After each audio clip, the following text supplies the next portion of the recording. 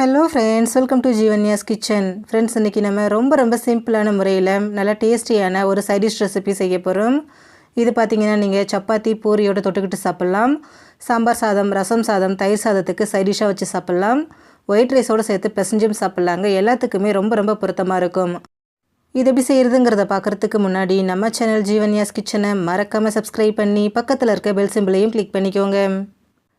First ஸ்டவ்வில் ஒரு கடாய் வச்சுட்டு அதில் 2 டீஸ்பூன் எண்ணெய் சேர்த்துக்கோங்க. எண்ணெய் சூடானதும் இதில் 1 டீஸ்பூன் கடுகு, 1/2 டீஸ்பூன் உளுத்தம்பருப்பு, 1/2 டீஸ்பூன் சீரகம் சேர்த்துருங்க. சேர்த்துட்டு இது எல்லாத்தையும் நல்லா பொரிய விட்டுருங்க. கடுகு சீரகம் பொரிஞ்சதும் 2 வெங்காயத்தை நீல வாக்கில் கட் பண்ணி சேர்த்துக்கோங்க.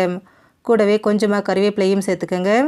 சேர்த்துட்டு வெங்காயம் நல்லா சாஃப்டாகி கண்ணாடி பதம் வர அளவுக்கு இதை நல்லா வதக்கி விடுங்க. பாருங்கள், வெங்காயம் நல்லா சாஃப்டாக இந்த அளவுக்கு வதங்கி வரணுங்க. இப்போ இது கூட 1 டீஸ்பூன் இஞ்சி பூண்டு விழுது, மீடியம் சைஸில் நல்லா பழுத்த தக்காளியாக 1 தக்காளியை கட் பண்ணி சேர்த்துக்கோங்க. கூடவே ஒரு 1/2 டீஸ்பூன் உப்பும் சேர்த்துக்கோங்க. சேர்த்துட்டு தக்காளி நல்லா மசிஞ்சு குழைவாக வரணும், அந்தளவுக்கு இதை வதக்கிக்கோங்க. பாருங்கள், தக்காளி இந்த அளவுக்கு நல்லா மசிஞ்சு குழைவாக வரணும். இந்த அளவுக்கு வதங்கினதும் இது கூட 1/4 டீஸ்பூன் மஞ்சள் தூள், 1 டீஸ்பூன் தனி மிளகாய் தூள், 1 டீஸ்பூன் மல்லித்தூள், 1/2 டீஸ்பூன் கரம் மசாலா, 1/2 டீஸ்பூன் மிளகுத்தூள், 1/4 டீஸ்பூன் அளவுக்கு பெருங்காயத்தூள் சேர்த்துக்கோங்க. சேர்த்துட்டு ஸ்டவ்வை லோ ஃப்ளேமில் வச்சுட்டு இதை நல்லா கலந்து கொடுங்க.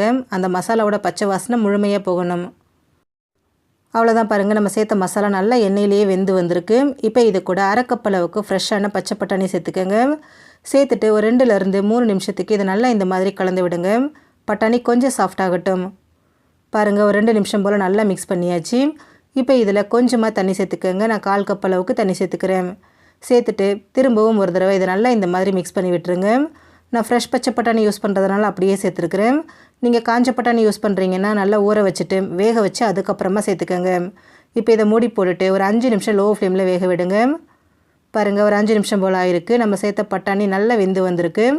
அந்த தண்ணியும் ஓரளவுக்கு நல்லா வற்றி வந்திருக்கு. பாருங்கள், இந்த அளவுக்கு வெந்தால் சரியாக இருக்கும். இப்போ இதில் உருளைக்கிழங்கு சேர்த்துக்கலாங்க. நான் இன்றைக்கி சின்ன சைஸில் இருக்கக்கூடிய 4 உருளைக்கிழங்கை வேக வச்சு வச்சுருக்கேன். அதை இப்போ இந்த மாதிரி கையால் லைட்டாக உதிர்த்து விட்டு இது கூட சேர்த்துக்கிறேன். நீங்கள் மீடியம் சைஸ் உருளைக்கிழங்கு எடுக்கிறீங்கன்னா 3 எடுத்திங்கன்னா சரியாக இருக்கும். பாருங்கள், 4 கிழங்கையும் நான் இந்த மாதிரி உதிர்த்து விட்டுட்டேன். இப்போ இது கூட ஒரு 1/2 டீஸ்பூன் உப்பும் சேர்த்துக்கிறேன். சேர்த்துட்டு இது எல்லாத்தையும் நல்லா ஒன்று சேர்த்து கலந்து விட்டுருங்க. இதை நம்ம வேகலாம் வைக்கிறது இல்லைங்க, எல்லாத்தையும் நல்லா ஒன்று சேர்த்து மிக்ஸ் பண்ணி விட்டாலே போதும். பாருங்கள், எல்லாமே நல்லா ஒன்று சேர்ந்து வந்திருக்கு. இப்போ இதை அப்படியே ஒரு 5 நிமிஷத்துக்கு லோ ஃப்ளேமில் விட்டுருங்க. நல்லா வெந்து அந்த தண்ணி எல்லாம் வற்றி வரட்டும். பாருங்கள், ஒரு 5 நிமிஷம் போல் ஆயிருக்கு.